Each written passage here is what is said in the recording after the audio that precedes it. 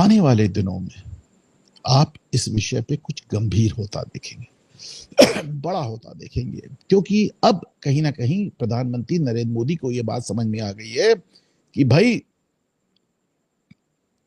असली जो मुसीबत की जड़ है वो चीन है। खुद नहीं लड़ रहा है और आपको सामने करके लड़ाता रहता है। और आज इसके चलते अगर कांग्रेस बौखलाई है और बौखलाएगी। अभी देखते जाइए, चाइना से बात जैसे जैसे बढ़ेगी, Rahul Gandhi will totally lose it, Congress will totally lose it, एकदम पागल ही होने लगेंगे। राहुल गांधी आज एक बात और भी कर रहे थे, मैंने देखा। अब वो राहुल गांधी मनुवाद की बात करने लगे सीधे सीधे। आपको मालूम है कि ये जो मनुवाद को पॉलिटिकल डिस्कोर्स में लाया कौन था? मनुवाद, अच्छा पहले आप राहुल गांधी का वो ट्वीट देखें जो उन्होंने मनुवाद पे किया। वो कहते हैं कि नॉट फाउंड सूटेबल अब नया मनुवाद है। एससी एसटी ओबीसी के योग्य उम्मीदवारों को जानबूझकर अयोग्य ठहराया जा रहा है ताकि वो शिक्षा और नेतृत्व से दूर रहें। जानबूझकर नॉट फाउंड सूटेबल क्या होता है भाई?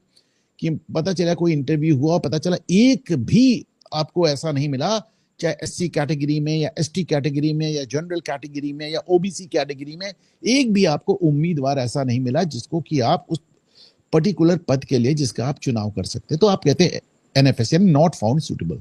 कभी कभी ऐसा भी होता है, कई बार होता है। लेकिन ये कहना कि जानबूझकर योग्य उम्मीदवारों को अयोग्य ठहराया जा रहा है, कितनी गलत बात है। मैं आपको दिखाता हूं एम्स में कितने नंबरों पे एडमिशन होने जा रहा है। ये एक एक्सपेक्टेड कट ऑफ आया है।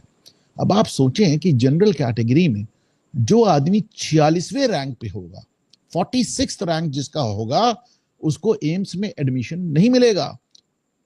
और जिसका एसटी कैटेगरी में जिसका 2.25 लाख रैंक होगा, उसको एम्स नागपुर में मिल जाएगा।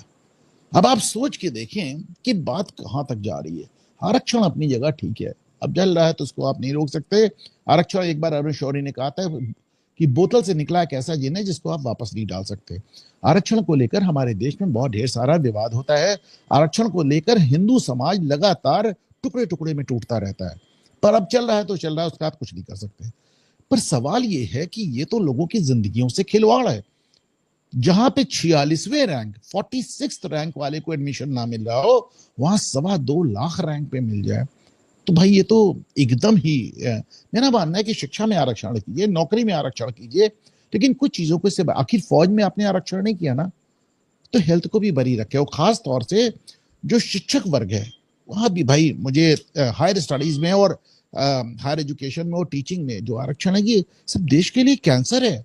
लेकिन आप करिए उनको, और जितना ज्यादा आरक्षण दे सकिए बिल्कुल दीजिए। लेकिन अब बात हो रही कि साहब प्राइवेट सेक्टर में भी। लेकिन राहुल गांधी जो बात कह रहे हैं वो फैक्चुअली गलत है।